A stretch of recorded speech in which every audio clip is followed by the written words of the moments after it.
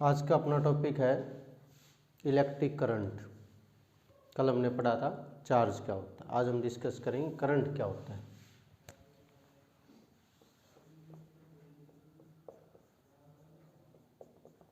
Electric current, जब हम electric current की बात करते हैं तो कुछ डेफिनेशन है जो आपके बुक में अलग मिलेंगी, एक्चुअल में अलग होती हैं। दोनों में डिफरेंस क्या है वो समझने का है। पहले हम देख लेते हैं कि भाई इलेक्ट्रिक करंट एक्चुअल में होता क्या है। It is defined as the amount of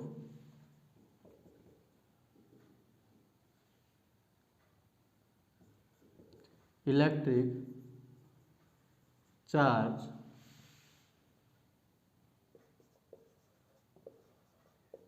पर यूनिट टाइम, और हम कह सकते हैं it is defined as the rate of flow of electric charge. It is denoted by I. I से लिखा जाता है, और रेट ऑफ फ्लो का मतलब क्या है, कितने टाइम में कितना चार्ज मूव कर रहा है, वो हमारा क्या होता है, इलेक्ट्रिक करंट होता है। बेसिक फॉर्मूला क्या होता है कि I is equal to charge by time, या कह सकते हैं Q बाय टी। और Q का फॉर्मूला कल ही हमने बताया था NE, तो क्या हो जाएगा NE बाय टी। क्लियर है ये बात। लेकिन आपने डेफिनेशन बताई है जिसमें आपने बताया कि रेट ऑफ फ्लो ऑफ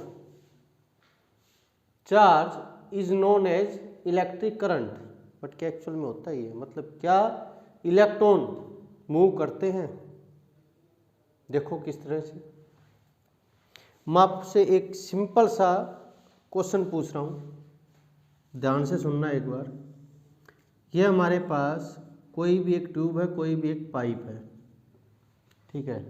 इसमें जो वाटर है वो मूव कर रहा है।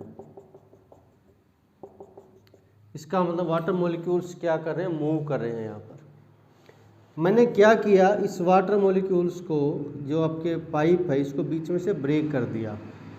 कर सकते हैं ब्रेक। ब्रेक करने के बाद क्या होगा, जो वाटर है वो नीचे गिरेगा।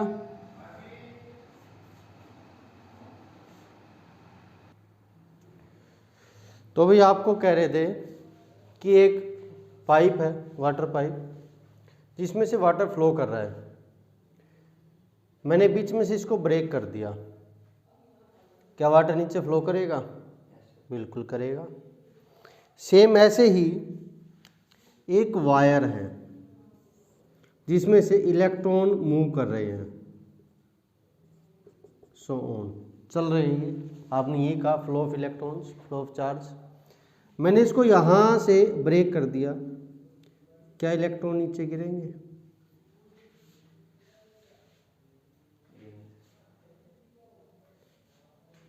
ये इलेक्ट्रॉन नीचे नहीं गिरेंगे। आपकी डेफिनेशन के अकॉर्डिंग ये गिरने चाहिए, क्योंकि वाटर फ्लो क्या है, वो भी गिर रहा है। ये फ्लो होंगे तो ये भी गिरेंगे। आप कॉमन सा एग्जांपल ले सकते हो कि भाई 10 बच्चे हैं, एक पाइप में से जाने लग रहे हैं, आगे से पाइप को ब्रेक कर दिया। जो बिल्कुल आगे वाला बच्चा होगा वो क्या करेगा, गिरेगा, पीछे से फोर्स आएगी। तो सेम यहाँ पर होगा। इसका मतलब, लेकिन ये गिरते नहीं है। इसका मतलब कॉन्सेप्ट गलत है या डेफिनेशन गलत है? तो आपकी जो डेफिनेशन है ये एक्चुअल में गलत है। लिख के आपने यही आनी है, लिख के आपने यही आनी है। CBSE में यही लिख रखा है, लेकिन एक्चुअल में इसको मॉडिफाई किया गया है। ये फ्लो ऑफ इलेक्ट्रिक चार्ज नहीं होता, ये वाइब्रेशन ऑफ इलेक्ट्रिक चार्ज होता है। एक्चुअल में क्या होता है, जो इलेक्ट्रॉन है उसका काम फ्लो करना नहीं है, उसका काम एनर्जी ट्रांसफ़र करना है। वो यहाँ से वाइब्रेट करके अपनी एनर्जी इसको देगा, ये वाइब्रेट करके अपनी एनर्जी इसको देगा, और यहाँ पर जब आगे इसको मिलेगा नहीं ट्रांसफ़र करने के लिए तो क्या वो करेगा, ये वाइब्रेट ही करेगा। अगर ये फ्लो करता तो नीचे गिर जाता। तो कॉन्सेप्ट समझ में आ गया। लिख के यही आना है, लेकिन एक्चुअल में ये गलत होता है। एक्चुअल में क्या होता है, वाइब्रेशन ऑफ इलेक्ट्रॉन्स होता है। क्लियर है बिल्कुल। अब हम डिस्कस करते हैं properties of electric current. Electric current की प्रॉपर्टी, जो चार्ज था वो क्या था, स्केलर या वेक्टर, स्केलर। तो ये भी क्या है, एक स्केलर क्वांटिटी है। It is a scalar quantity. ये क्या है, एक स्केलर क्वांटिटी है। Second, it's SI unit is ampere. एक आपके साइंटिस्ट हुए हैं एंड्रे एम्पियर, जिसके नाम पे आपकी करंट की यूनिट का नाम रखा गया है। ठीक है। Third, it moves from positive to negative terminals. जो हमारे पास बैटरी होती है, इसका एक ये पॉजिटिव टर्मिनल होता है, एक नेगेटिव टर्मिनल होता है। तो करंट मूव करता है पॉजिटिव से नेगेटिव तरफ। ठीक है। That means opposite to the flow of electron. Electron किस डायरेक्शन में मूव करते हैं, इस डायरेक्शन में, और करंट की डायरेक्शन में अपोजिट डायरेक्शन। क्लियर है बात। नोट कर लो एक बार इसको। लास्ट प्रॉपर्टी इसके बाद, it is measured by ammeter. Ammeter से इसको मेजर किया जाता है, और एमीटर का सिंपल सा सिंबल क्या होता है कि ए लिखा होता है। ठीक है, कोई डाउट। जो एमीटर होता है वो सीरीज में कनेक्ट होता है, मतलब एक लाइन में कनेक्ट होता है। रीजन क्या होता है कि सीरीज में जो आपका करंट है वो क्या रहता है, सेम रहता है। अगर इसको सीरीज में कनेक्ट नहीं करेंगे तो आपको फिक्स वैल्यू नहीं मिलेगी। ठीक है। अब एक क्वेश्चन आता है आपके पास, डिफाइन 1 एम्पियर। 1 एम्पियर को डिफाइन करो, क्या होगा। ऐसा यूनिट होती है ना करंट की, तो इसको डिफाइन करना है। आपके पास सिंपल सा है, डिफाइन 1 एम्पियर, CBSE में आया हुआ है। तो क्या आंसर लिखोगे, the current is said to be 1 ampere if 1 coulomb of charge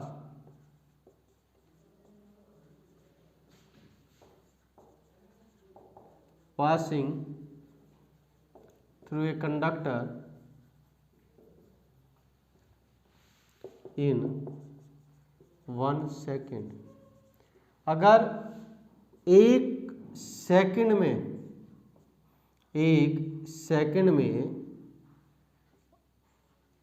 1 coulomb charge move कर रहा है तो उसको हम क्या नाम देंगे, 1 एम्पियर का नाम देंगे। नोट कर दो एक बार। अब कुछ क्वेश्चन हैं जो आपकी स्क्रीन पे भी आ रहे हैं। कौन कौन से क्वेश्चन है?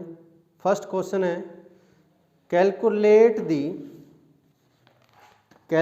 दी current in A circuit if 500 coulomb of charge passing through it in 10 minutes। एक तो बेटा ध्यान रखना, कभी भी कोई भी न्यूमेरिकल आप सोल्व करते हो तो उनकी सभी यूनिट आपकी SI यूनिट में होनी चाहिए। Passing through it in 10 minutes. आपको फर्स्ट क्वेश्चन है, चार्ज दे रखा है 500 कूलम, टाइम दे रखा है 10 मिनट्स। मैंने आपको बताया है कि आपकी सभी यूनिट क्या होनी चाहिए? SI यूनिट होनी चाहिए। चार्ज की कूलम है SI यूनिट, ठीक है, लेकिन टाइम की SI यूनिट क्या होती है? सेकंड होती है। तो इसको सेकंड में चेंज करोगे, कितना आ गया? 600 सेकंड आ गया। इसके बाद करंट निकालना है, क्या होता है? Q/T। 600 500/600 आपके पास आंसर आ जाएगा 0.83 एम्पियर। ये आपके पास फर्स्ट क्वेश्चन है, नोट कर दो एक बार। क्वेश्चन नंबर सेकंड है 10 की power 20 electrons each having charge of 1.6 into 10 की power -19 coulomb pass from A point A towards another point B in 0.1 second. Calculate the current in ampere and give its direction. वो कह रहा है कोई भी एक पॉइंट है A, इससे B पॉइंट पे कितने इलेक्ट्रॉन गए हैं? इलेक्ट्रॉन गए हैं 10 की पावर 20। कितने टाइम में गए हैं? 0.1 सेकेंड में ही चले गए हैं। फिर आपसे पूछ रहा है कि ये बताओ करंट कितना मूव किया है।